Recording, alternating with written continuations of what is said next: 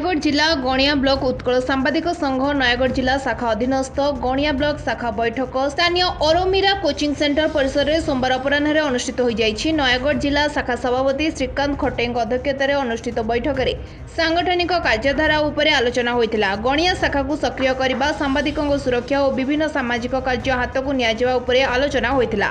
सभापति श्रीकांत खटेई संघर नीति और नियम संपर्क में आलोकपात करथिले। सांबादिकों पई राज्य सभापति विभूतिभूषण करंग उद्यम संपर्क में आलोचना करा जायतिला। ए बैठक में गणिया ब्लॉक रे कार्यरत सांबादिक देवीप्रसाद दास, अखिल बिहारी पाणिग्राही, ब्रजबंधु देहुरी, प्रियव्रत षडंगी, सरोज कुमार दास, विजयलक्ष्मी राउत, अजित कुमार दास, सदाशिव पात्र, आलोक कुमार साहू, आनंद चंद्र बेहेरा प्रमुख उपस्थित थिले।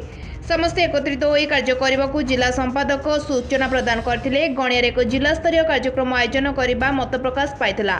एसहित संघरे अन्य सांबादिकों को सामिल करने गुरुत्व दि जाइथिला। एही बैठक में जिला कमिटी तरफ उत्कल सांबादिक संघर जिला सभापति श्रीकांत खटेई, संपादक वैद्यभूषण महापात्र, रामकृष्ण रथ, अनिल कुमार पंडा, रवींद्र दास, विश्वजित नायक कार्यरत प्रमुख उपस्थित थिले। जिला सभापति को गणिया सदस्य माने एभली कार्यक्रम आयोजन पई धन्यवाद देइथिले। गणियारू सदाशिव पात्रଙ୍କ रिपोर्ट लिव लाइफ ओडिया।